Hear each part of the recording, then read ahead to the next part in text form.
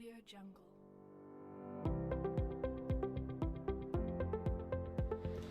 Assalamualaikum warahmatullahi wabarakatuh.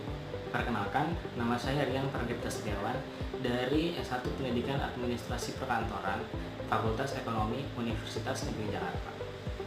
Pada kesempatan kali ini, saya akan menjelaskan mengenai desain pembelajaran yang berjudul Mengenal Macam-Macam Uang Elektronik untuk Anak Kelas 3 SMP. Sebelum saya memasuki materi, kali ini saya akan menjelaskan terlebih dahulu mengenai rencana pelaksanaan pembelajaran yang di situ terdapat indikator, tujuan pembelajaran, media, dan metode yang saya gunakan pada kali ini. Indikator-indikator yang terdapat di dalam RPP tersebut adalah yang pertama, mengetahui macam-macam uang elektronik, dan yang kedua, mengetahui manfaat dari uang elektronik. Kemudian saya akan menjelaskan mengenai tujuan pembelajaran. Tujuan pembelajaran pada desain pembelajaran ini adalah yang pertama, yaitu siswa dapat mengetahui bagaimana cara menggunakan uang elektronik. Yang kedua, siswa dapat mengetahui manfaat dari uang elektronik. Kemudian yang ketiga, siswa mampu menggunakan uang elektronik dalam kehidupan sehari-hari.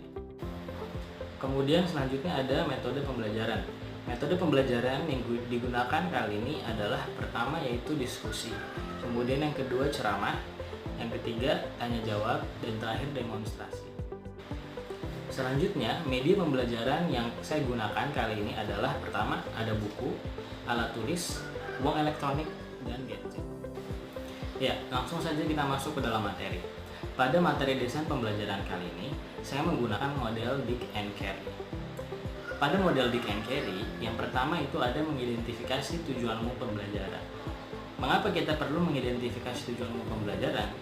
Karena agar pembelajaran yang dilakukan ini kedepannya akan jelas bagaimana hal-hal yang harus dicapai oleh seorang siswa. Nah, pada tujuan pembelajaran mengenal macam-macam uang elektronik ini, yaitu adalah agar para siswa dalam kesehariannya mampu mengenal dan mampu menggunakan macam-macam uang elektronik di dalam kehidupan sehari-hari. Kemudian yang kedua ada mengidentifikasi tingkah laku dan karakteristik siswa. Tentu saja di dalam sebuah kelas, siswa-siswa memiliki karakteristik dan pengalaman-pengalaman yang berbeda. Maka dari itu, hal ini saya yakin akan dapat sangat membantu pembelajaran kali ini. Karena dengan hal seperti ini, maka siswa akan dapat bertukar pikiran dan saling bercerita tentang pengalaman mereka yang berbeda-beda mengenai mengenal uang-uang elektronik. Kemudian yang ketiga ada merumuskan tujuan pembelajaran.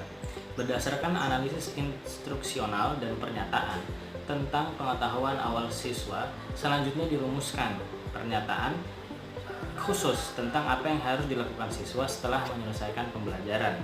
Dalam pengembangannya, tujuan kinerja atau indikator ini adalah untuk penambahan wawasan dan pengetahuan siswa mengenai materi yang telah diajarkan.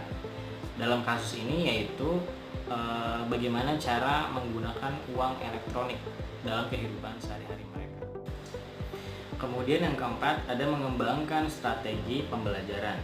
Strategi pembelajaran yang dapat digunakan dan dapat diimplementasikan aktivitas pembelajaran yaitu yang kesatu ada aktivitas pra pembelajaran, yang kedua manajemen materi pembelajaran, dan yang ketiga aktivitas tindak lanjut dari kegiatan pembelajaran. Nah, menurut saya strategi pembelajaran yang baik yaitu harus menggunakan pola pembelajaran yang sederhana agar dapat berjalan secara efisien. Nah, seperti contohnya yaitu berkelompok dan saling bertukar ide dan pengalaman dengan berdiskusi.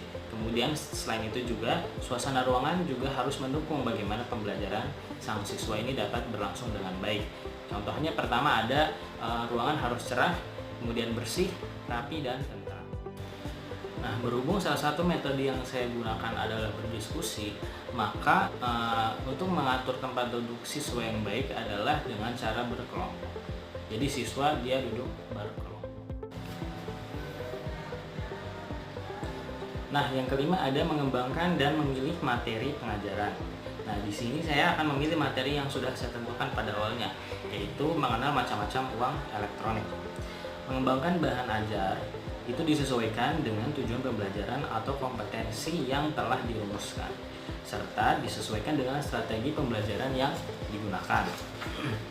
Mengembangkan bahan ajar seperti melalui media elektronik dengan didampingi pengajar sebagai pemantau kegiatan pembelajaran tentu sangat diperlukan saat ini karena perkembangan zaman dan teknologi sudah sangat maju.